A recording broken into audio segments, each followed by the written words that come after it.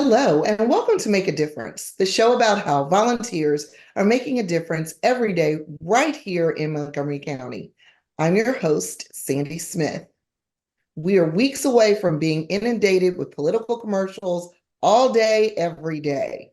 That's right, November is right around the corner, and that brings with it a major presidential election. Our guest today is probably the person that knows the voting system here in Montgomery County better than anyone else. I'm extremely excited to welcome as a first-time guest to the show, Gilberto Zelaya, Community Engagement Public Relations Officer, better known as Dr. Z. Welcome to Make a Difference, Dr. Z. Hello, how are you? I'm so good, and I'm so excited to have you on the show. I've been wanting you to be on the show for forever, but as we know, timing is critical during election years, correct? Yes, correct. Timing is everything when it comes to election. It's all about timing. And we just haven't been able to kind of pick the right time where you actually are recruiting for volunteers. So now we've got you at, I think, a good time. So let's delve right into it. You have a program, Future Vote, which you created. Why don't you tell us about it? Well, yeah, so Future Vote is my baby. I started it, and it's incredible when I say this almost 2 decades ago in Wow. 2003, prior to the 2004 elections. As I joined the Board of Elections in 2003, I was trying to figure out a way to introduce Montgomery County youth to the voting process.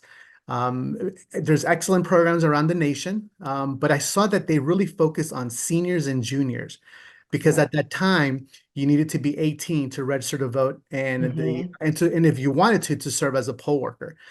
But there was always a lot of movement that they were lowering the age in where an individual could pre-register to vote to 16 or 17. So the Wow. program came, the genesis was in Maryland, you need 75 student service learning credits to graduate. Yes.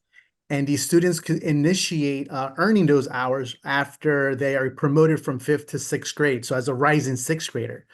So then I'm like, wait a second. So you have this big pool of civic-minded youth in Montgomery County. Why not provide them the opportunity to participate with some auxiliary responsibilities to assist, to lend a hand to our adult poll workers? And Right. since then, that was the genesis. And since then, over 47,000 students have participated.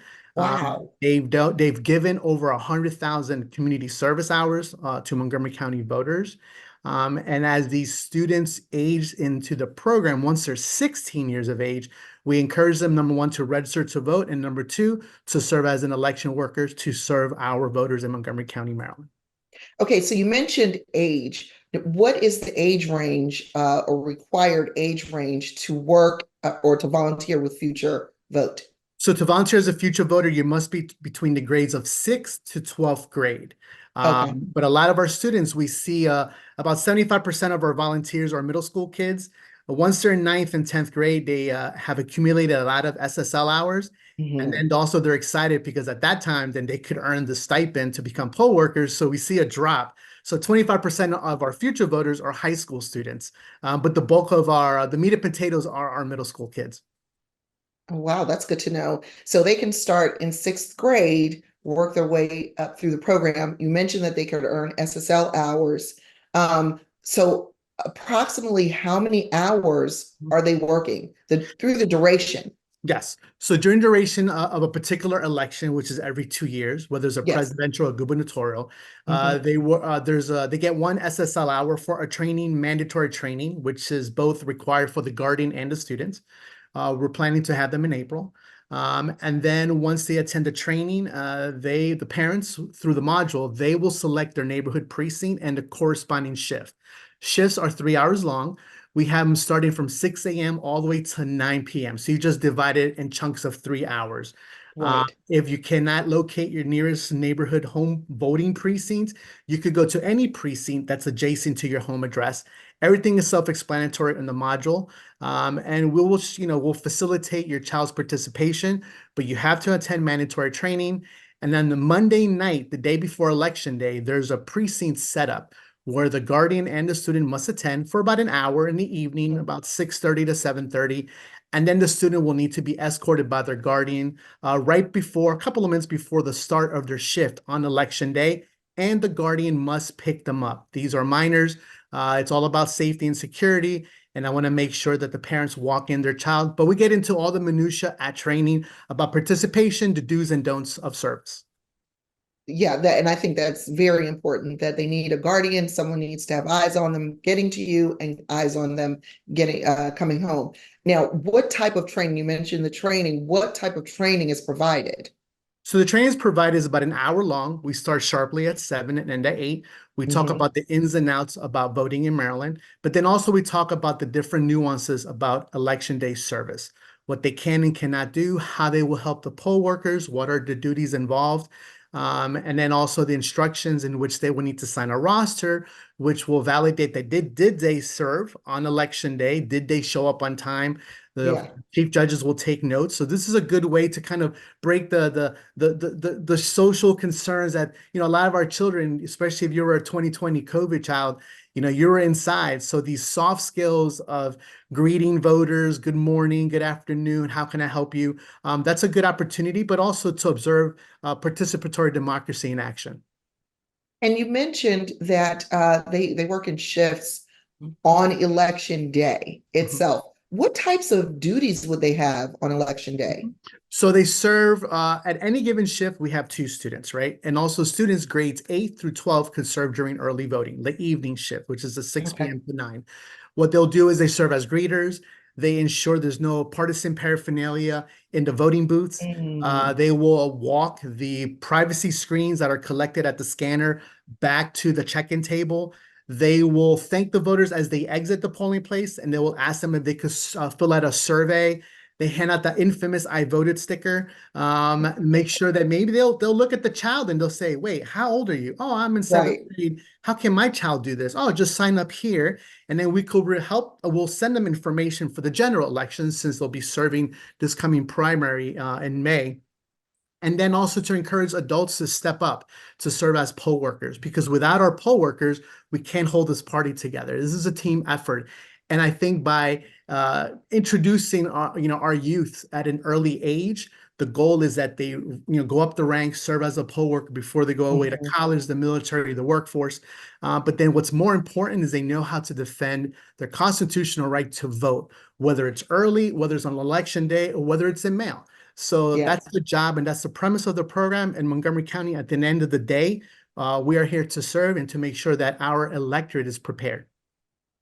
Fabulous, fabulous. People don't understand how important that is. And I've actually seen these students at the polls, and I thought they were just hanging out with their parents. I had No. no idea that there was a program specifically geared to getting students involved. I think that's fantastic because that way it sort of keeps them involved going forward.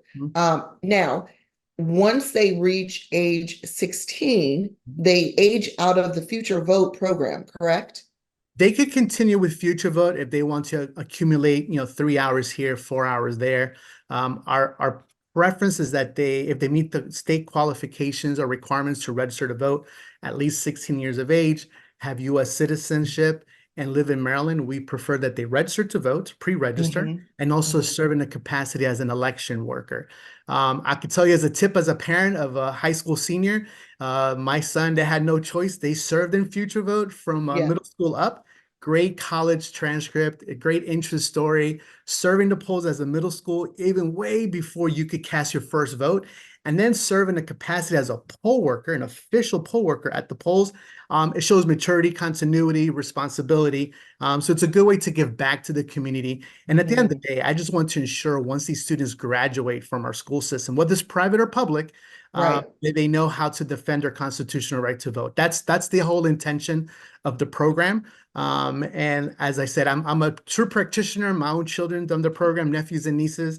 And it is my baby, and it's going to be 20 years, 2 decades. So it's incredible that, and I'm proud of the community. And we are the only county in America with a program bringing students as young as middle school. So bragging rights for us, it's a team effort, and this is for you, the Montgomery County families. Montgomery County leading the way once again. I love it. I love it.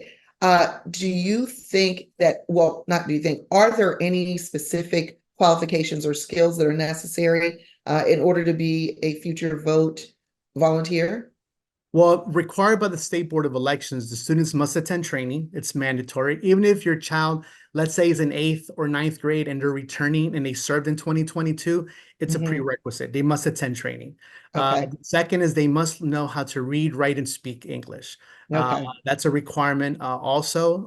That's how we got the green light from the State Board of Elections. Mhm. And so that way they could communicate with the voters and also with our chief judges and our poll workers. Now, if the student is bilingual, Montgomery County, as you know, we lead the way. We have 4 to 3 of the most diverse cities in America for the past 2 Mhm. decades. And Yeah. so if your child has bilingual competency in Spanish, French, Chinese, all the beautiful languages in Montgomery County, we welcome them as well. But I tell the students at training, if I could plant you on an island and you could write a letter, a rescue letter in your native language, then use your bilingual skills. But if you could barely hold a conversation with your grandparents, you're not bilingual for the purpose of the election day. Right. That doesn't exactly count. No. You mentioned a stipend, and I know there are kids out there that are going to be interested in that stipend. Tell me a little bit more about that. So the stipend for future vote only pertains to the poll worker component.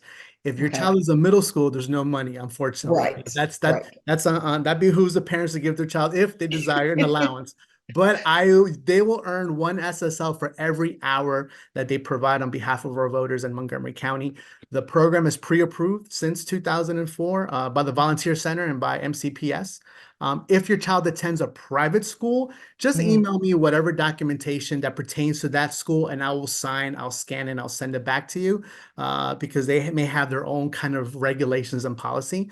But at Right. the end of the day, we will facilitate your child's participation. You have to sign them up through the module. The parent will pick the shift. The parent will pick the polling place. It's very difficult to manage over 2,000 students in a given election. Um, Absolutely. so it's a big program. I'm a one-man shop, but we have blessings with our staff at the Board of Elections, and they help out where they can. But at the end of the day, it's a team effort between the Guardian, the Board of Elections, and our voters. That's who we aim to please and to serve.